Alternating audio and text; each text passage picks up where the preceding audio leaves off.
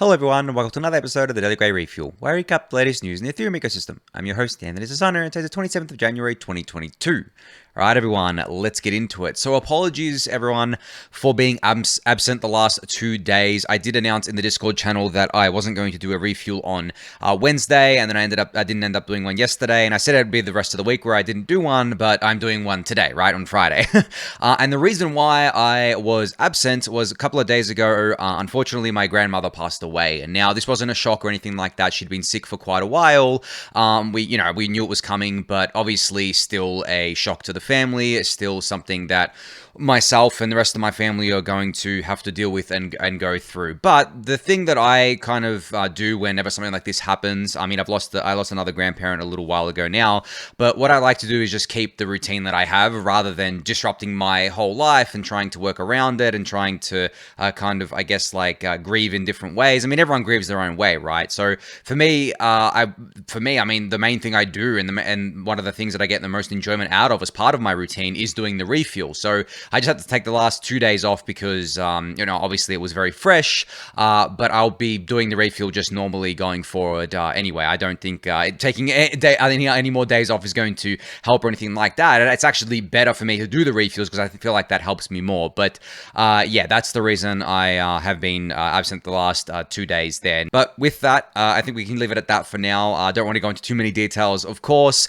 but let's move on to the news from the last 2 to 3 days. A bunch to get through here, a bunch of exciting stuff, actually. So let's kick it off with a massive, improvement here to Nethermind. So Thomas from the Nethermind team announced there are massive improvements to the Nethermind a client in version 1.6.1, which fixes a lot of the memory usage issues and improves attestation performance too. So if you were trying to run Nethermind or were running Nethermind and were having issues with it, obviously highly recommend upgrading to version 1.16.1 to see if that fixes your issues.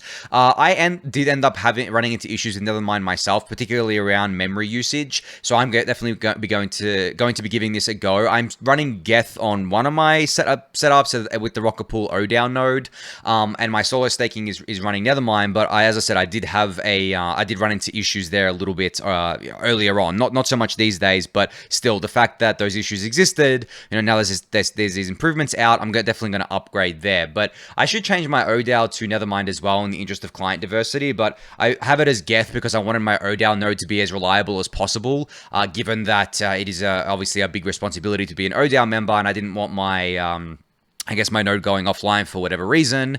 And I do have fallback clients installed as well, just in case. But yeah, that's that there. Now, speaking of client diversity, I hadn't actually noticed this, but it's gotten much, much better on the execution layer side. Thanks in large part due to Nethermind, of course, but also Aragon and Besu. So on the ethernodes.org website, you can see that dsETH is under 70% market share. This is pretty crazy, coming down from, I think it was 90% just the 6 to 12 months ago. And Nethermind is at 13%. Aragon is at 11.8%, and Besu at 6.2%. Now, this is from the ethernodes.org website, as I said, but there's also the clientdiversity.org website, which has similar numbers. You can see here on the right, on the execution layer side, dsETH is 67%, Nethermind is 15.2%, Aragon 10.7%, and Besu 6.7%. Now, this is looking real healthy, guys, honestly. I mean, I never expect these things to be equal. I mean, you can see on the left-hand side, on the consensus layer side of things, they're not equal either. The distribution is better there because none of them are over 40%.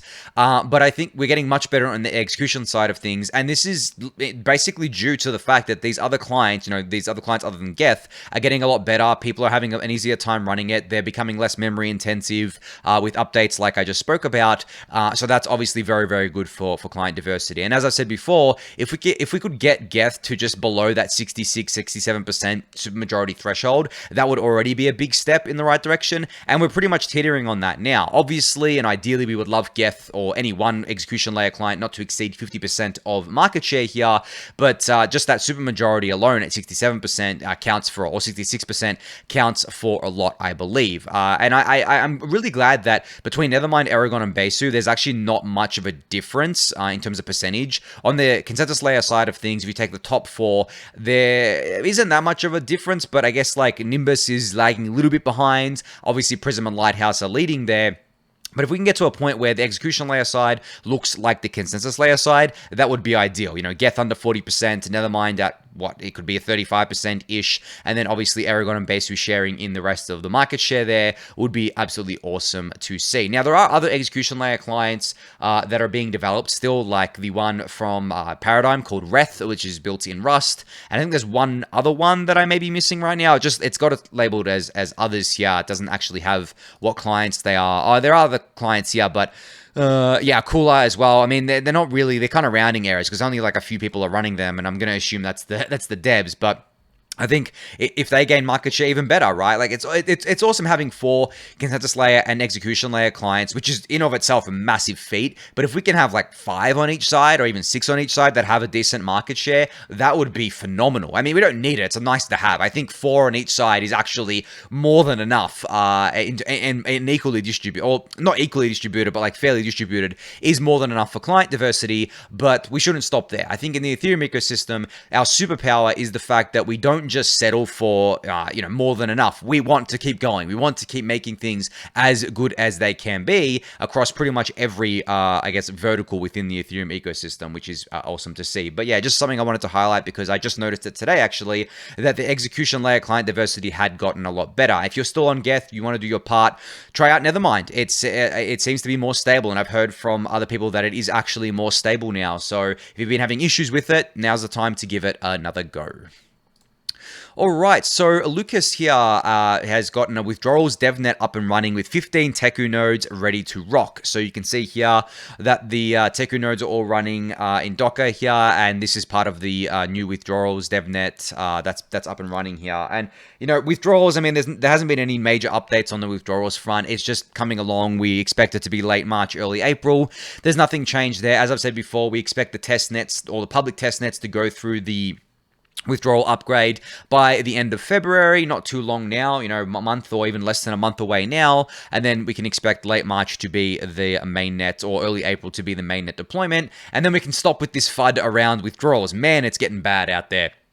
The amount of low information people in this industry is crazy. I mean, it's always been crazy to me how much information gets kind of lost and how much bad information. How much of the good information gets lost and how much bad information just kind of rises to the top somehow. But I'm just seeing it more and more. People saying, everyone's going to dump their ETH at the time when withdrawals are enabled. It's going to lead to a massive sell-off, blah, blah, blah.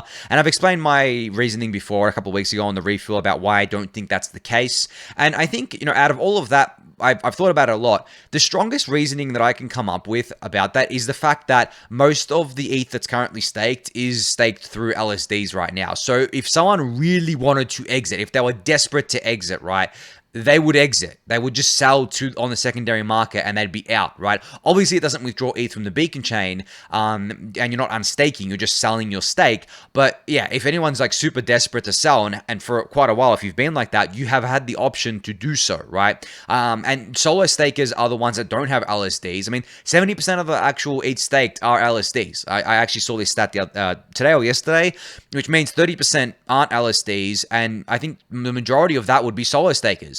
Now, there's solo stakers that, I mean, if you started staking from the beginning, ETH was $500, I think, when the beacon chain deposit contract launched.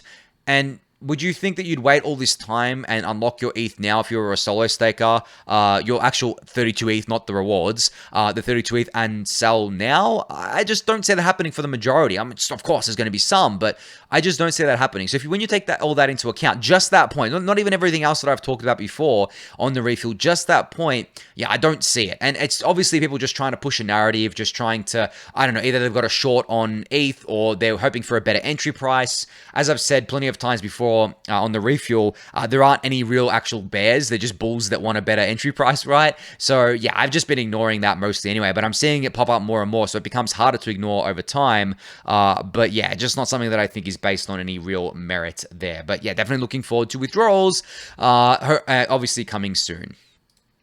All right, so speaking of testnets, Barnabas here announced that the Ethereum Foundation DevOps' largest testnet in terms of validator count has launched successfully yesterday. So the aim was to have a network run at mainnet validator set in order to test BLS key changes.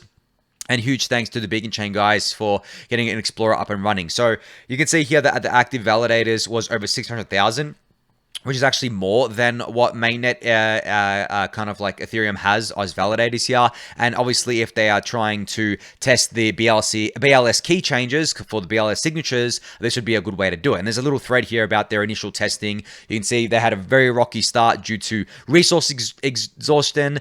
Their first attempt had too few nodes. Second attempt had too little CPU RAM. The third attempt was to scale the machines up a bit, and now it seems a lot healthier and more stable. Pictures show the CPU/RAM utilization of 24 hours. As you can see here, there's two separate images. And then they just get a bit more information about what happened in withdrawal credentials. But very cool to see this. Very cool to see this testing going on this stuff. As I've said before, all of these things that are inside Ethereum right now, the core protocol layer, and especially with proof of stake and the consensus layer side of things, they are subject to change. Like, they're not set in stone. In Ethereum, we don't really set anything in stone. We are open to changing things as long as obviously the benefit is there to doing so. But as I've said plenty of times before, as time goes on, the changes become harder and harder to do. It becomes slower and slower to do it, and you need to convince more and more people that it's actually worth the change, right? Because the changes can be quite large. But anyway, cool to see this testing here. Just wanted to highlight it for you guys. All right, so something very, very positive that I noticed today was that the quote-unquote OFAC compliant blocks, as tracked by mevboost.info, are now under 60%, thanks to, in large part, due to the newer non-censoring relays such as Agnostic Boost from Gnosis and the Ultrasound Money relay from the Ultrasound Money team, and they quickly gained market share, with Agnostic Boost at 7.45% market share of MEV boosted blocks and Ultrasound Money at 6.77%. And this is the lowest it's been since October 2022. And this is only tracking from the merge. So the merge was September 15th, and this was late October. So the merge happened after the OFAC sanctions, obviously. So we're actually getting to the point where we're going to go lower than what it was, go to an all-time low post-merge. Obviously, before the merge, it was even lower than this, and before the sanctions, it was obviously, even lower than this, basically 0%. But as I said here, Ethereum is winning the fight against censorship. Ethereum is the only chain tackling these issues. It's the only chain that's been targeted in such a way by the most powerful nation state in the world, right? The United States government with the Office of Foreign Asset Control, or OFAC, targeting Tornado Cash here. So very, very positive development. Now, if we go over to the mevwatch.info website, you can actually see the post-merge OFAC compliant blocks are sorted by just MEV boosted blocks, so not all blocks. Just about MEV boosted blocks is the majority. It's about 80% of blocks. But you can see that Flashbots' market share has come down a lot. It is at 57% right now, and they're obviously at the biggest censoring relayer. Block Native at about 6.2%, Blocks Route Regulated at 2.5%, and Eden Network at 2.26%. Now, what's really cool about this is not only are the uncensored relays or the non-censoring relays increasing in market share a lot, but they're also much better distributed. So you can see here that the top non-censoring relayer has 17.2% market share, whereas and that's their Blocks Route Max Profit, and then 7.1% for Agnostic Boost and 6.8% for Ultrasound Money. These three are a lot more distributed than what the Flashbots, Block Native, and Blocks Route Regulated are, which is very positive. Now, what I would really like to see is obviously Flashbots fall below 50% dominance and all blocks fall below 50% OFAC compliance here. And it seems like it really is happening. I mean, there are other non-censoring relays as well. There are actually more non-censoring relays than censoring ones now. But the fact that we have ones run by really, I guess, legit players like the Ultrasound Money team, Agnostic Boost, and Blocks Route here is very, very positive. So I'm just, honestly, I'm over the moon that I came across this today. I was like, holy shit, like we're actually getting this down a lot, which is very, very positive to see. Now, you can see here that post-merge daily OFAC compliant blocks in this chart is trending down from the merge. I mean, at time of the merge, OFAC compliance was at 93%, guys, which I think was like the peak pretty much. No, 97% was the peak, and this was of all the MEV boosted blocks, and that was obviously in large part due to the fact that Flashbots was the only game in town, and that was late October here of MEV boosted blocks, right? So, but then if you go from there and you keep going down, that goes from 97% to just 68%. And this is MEV boosted blocks. Now, if you include all blocks, the trend looks really, really cool. You can see here that it goes all the way down to, under 60% here. Depending on what time frame you look at, obviously I'm looking at the 1 day time frame, but you can look at the longer periods here. But yeah, the 1 day time frame at time of the screenshot that I had was under 60%, and you can see that the trend is just clearly down. The black or the dark gray is non-MEV boost, of which there aren't actually many. There's only like 10% of all blocks that are non-MEV boost now. That's actually grown, and then of not OFAC compliant, it's grown up to 30%, and then OFAC compliant is at 60%. So we are winning the war here. It's been, it's obviously not happening overnight. There's obviously been a lot of work that's gone into this, but we are winning, and it's really, really great to see this. And as I've said plenty of times before, no one has actually been censored on Ethereum. They have had to wait a little bit longer to get their Tornado Cash transaction included, but they have not been censored. And if we get this to 50% of all OFAC compliant blocks, it means that you have an almost 100% guarantee to get your Tornado Cash transaction included in 2 or at most 3 blocks. So you're not waiting very long at all to get your transaction included. And obviously we want to get that percentage down as much as possible, but I said it before and I'll say it again. The fact that Flashbots has been so dominant means that their dominance was relatively easy to eat into, and to get and they've also helped with this as well by doing releasing things like Minbid and stuff like that. But getting this down has obviously been really great. But yeah, just wanted to highlight that for everyone because I thought it was a really positive development in the MEV Boost arena. And you can see here as well, related to MEV Boost, Tony has deployed a bunch of new stuff to mevboost.pics. We will now find a general metrics tab, separate tabs for relays and builders, with validators to come, a Sankey diagram with builders, relays, and validators, and many new charts, including a racing bar chart. So this is still my favorite website for MEV related stuff in terms of tracking basically everything got to do with MEV Boost. I do like mevwatch.info because it focuses a lot more on the, I guess, censorship relayer side of things, but mevboost.pics has a lot more pretty charts, a lot more data that you can kind of look at, along with these very fancy Sankey diagrams here, and you can see where all the kind of builders are which relays the builders are talking to, and then which validators they are talking to, and then you can sort up here by relays, MEV Boost dashboard, and there's a bunch of charts with that, with builders and with validators. So well, this is coming soon, obviously, but yeah, very cool to see that this site is continuing to be upgraded, continuing to get a lot of love. Tony's just been doing an absolutely amazing job keeping this updated and keeping this relevant, and I think people are getting a lot of value out of this, especially in the wake, obviously, of the OFAC sanctions, where MEV Boost or MEV in general became a much hotter topic. So yeah, you can go check this out for yourself. It'll be linked in the YouTube description below. All right, so a node, Rocket Pool achieved 2,000 nodes over the weekend, I think, or no, earlier this week, not the weekend. So a couple of days ago, Superfizz put out this tweet here where he said that there's 2,000 nodes now staked with Rocket Pool, or now spun up with Rocket Pool, which is obviously very, very cool to see. It's been growing very nicely. You guys know I'm super bullish on Rocket Pool generally.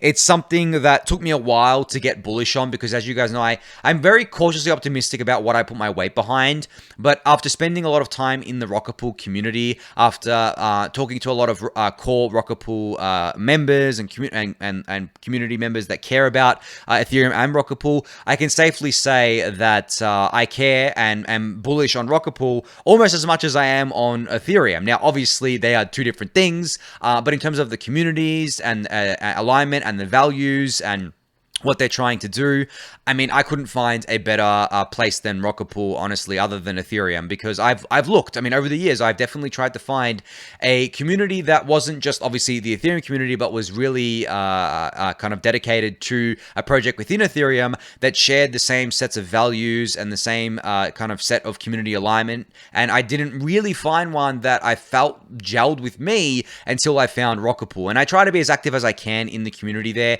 It's quite hard for me because their community is quite large and the conversations move fast, but I always try to pop in whenever I can. And I'm an ODAO member, right? Obviously, I own RPLs, just disclosures there for those of you who don't know, but I only became an ODAO member, I only spun mini pools up, and I only put my weight behind the project because of the fact that I truly believe that it is an amazing project contributing to the decentralization of Ethereum, making sure that Ethereum staking becomes as decentralized as possible, as healthy as possible, well, and just keeping the beacon chain nice and secure, and keeping and lowering the cost to entry for staking with Ethereum, which is obviously the number one goal of the project. At least that's what I think it is. There's a bunch of goals, but I think that Rocket Pool's guiding star, from what I can tell, is making it as easy as possible for anyone to stake, especially with things like lowering the minimum ETH requirement. You know, they first lowered it to 16 ETH, now they're going to lower it to 8 ETH and then 4 ETH. Obviously, you still need RPL tokens as well on top of that, but I think that the mechanisms that they've come up with overall are very, very good. And honestly, RPL, I mean, you guys know I don't talk about tokens other than ETH, or I try not to. RPL as a token, actually, like I'm pretty bullish on. I own a bunch of it, obviously, so that's the disclaimer there. But I am quite bullish on it because it has an actual use. It's growing with the protocol.